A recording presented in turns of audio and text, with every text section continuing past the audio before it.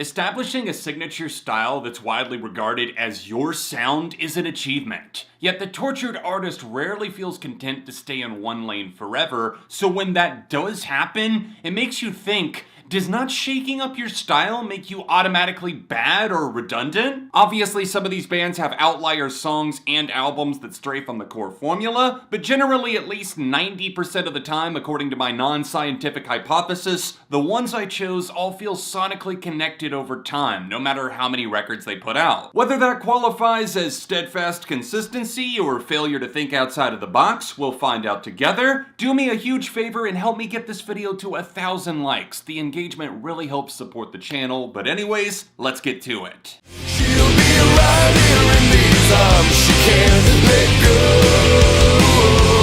Come on and show them your love. Rip out the wings of a butterfly.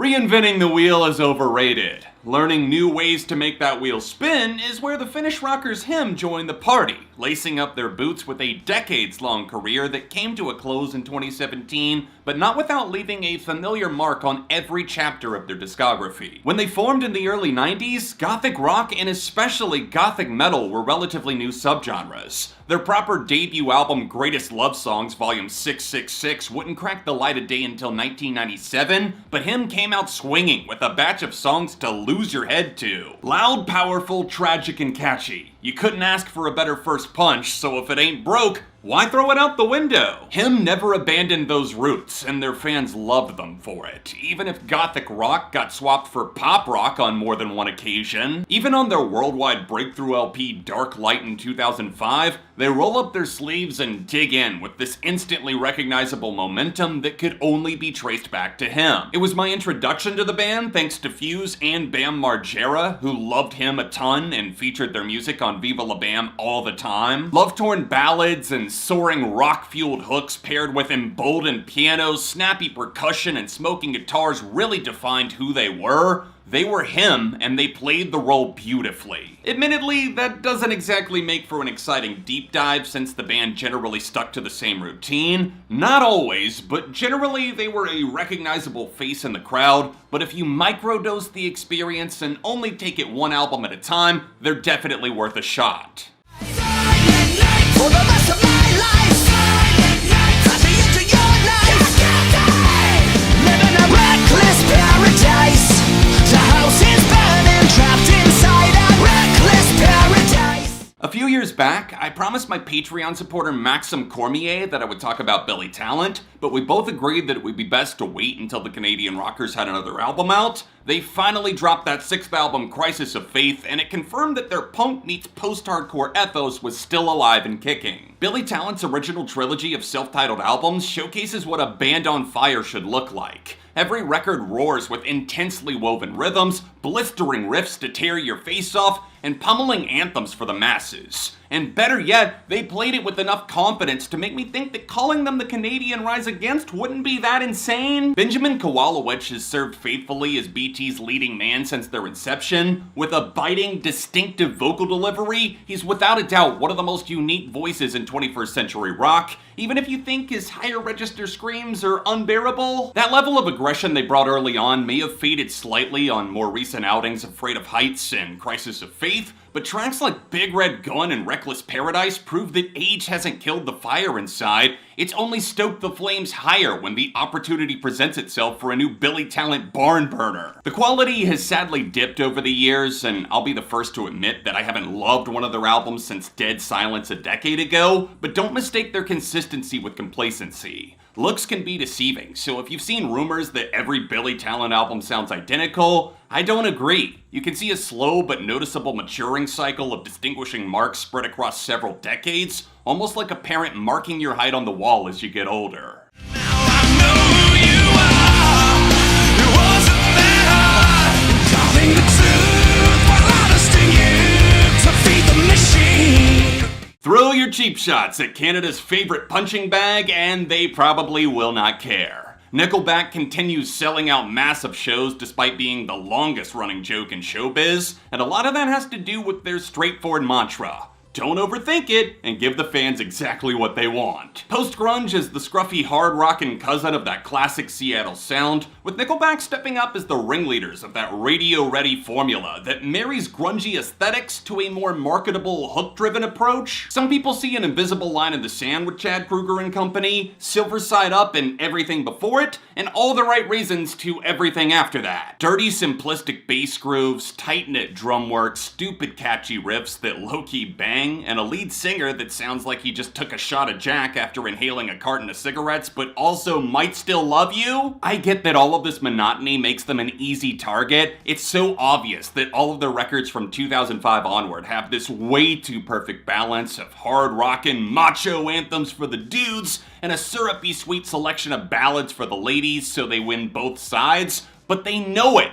Don't think for a second that Nickelback are too dumb to understand how the blueprint works. They're doing it because it works well enough to sell more than 50 million records worldwide. Chart success in no way equals quality, and this is not an endorsement of the entire discography, but Nickelback are way overhated in the grand scheme of things. No one is expecting you to have a philosophical debate over Dark Horse versus Feed the Machine, but at least the guys take it all in stride and never pretend to be anything deeper than what they actually are.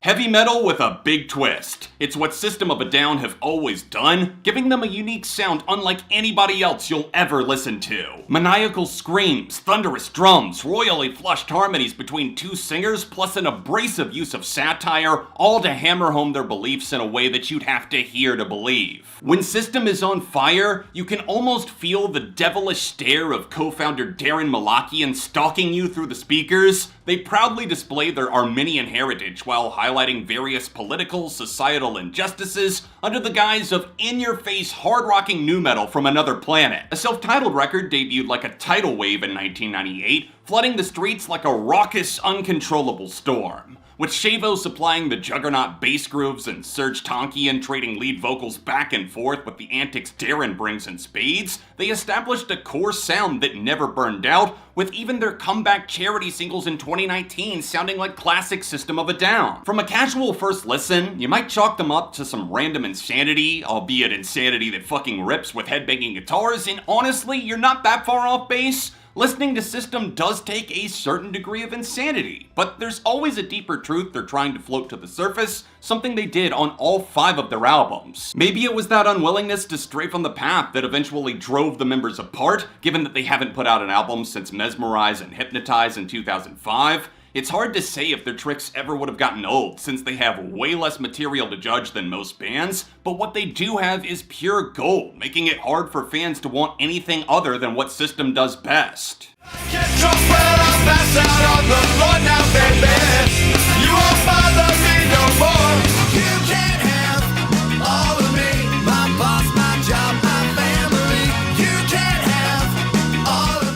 The sky was the limit! Ska in the 1990s were like bread to butter, the moth to a flame, like Real Big Fish to making the exact same album a dozen times. They pump up the party with kooky, whacked-out ragers, and you lose your mind in the pit at Warped Tour. I don't like ska music, not really my thing, although there are exceptions to that, with No Doubt and the Aquabats being my go-tos, but I just have a hard time geeking out over a cheeky horn section blaring away while some dude sings about his ex-girlfriend leaving him because he can't get his shit together, but it's okay, we'll party and drink beer instead! If that seemed oddly directed at Real Big Fish, it's because it is. They've never even once tried to think outside the box, even though there's a lot you could do with that sound. Just look to what we got from Goldfinger, Sublime, or Less Than Jake. Real Big Fish almost never gets serious, but they honestly do put on a good live show, so if that's what you're looking for, you just hit the jackpot of consistent cheap thrills. But I genuinely don't think most of their stuff is aged well, musically or lyrically, given that so much of it is weirdly passive-aggressive and sexual, like some sort of inside joke only for the chosen ones. The remaining fans are mostly just the same legion that grew up listening to the Fish in the 90s, aka the ones that don't want anything but classic ska punk, so why would they change, I guess? They fit that niche, they'll never break out of it or grow up, and sometimes that's just the fucking way she goes. It's like suffocating. My pain below.